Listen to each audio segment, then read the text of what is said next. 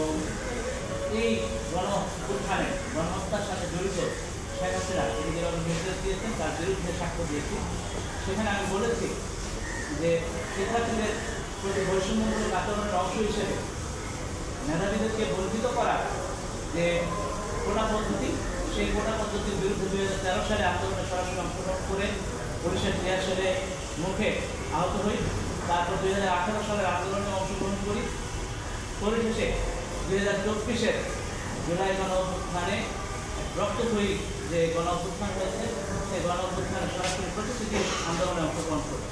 সেখানে আমরা ব্যক্ত করেছি কী করে একটি শান্তিপূর্ণ আন্দোলনকে দমানোর উদ্দেশ্যে সরাসরি ছাত্রলীগ হামলা চালিয়েছে এবং সেখানে উস্কানি দেওয়া হয়েছে ছাত্রলীগের সভাপতি সাদ্দাম, ঢাকা ইউনিভার্সিটির সভাপতি সয়ন এবং আওয়ামী লীগের তৎকালীন সাধারণ সম্পাদক ওবায়দুল কাদের উস্কানি দিয়ে ছাত্রলীগকে সাধারণ শিক্ষার্থীদের উপর লেলিয়ে দিয়েছিলেন এবং সে দৃশ্য সারা দেশের মানুষ দেখেছে। পরবর্তীতে আপনারা জানেন যে আবু সাইদকে একেবারে বিনা উস্কানিতে শহীদ করা হয়েছে, পুলিশ গুলি করে হত্যা করেছে।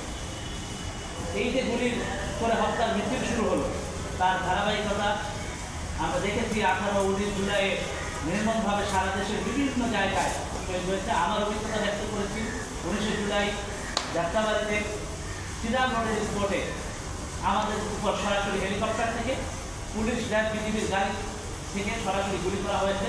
সেখানে অন দ্য স্পটে আমি নিজের চোখে 20 থেকে 25 জনকে পড়ে যেতে দেখেছি এবং এই যে অভিজ্ঞতা সারা 3 ঘন্টা ধরে গুলি চলেছে, এই অভিজ্ঞতাগুলো দেখেছি।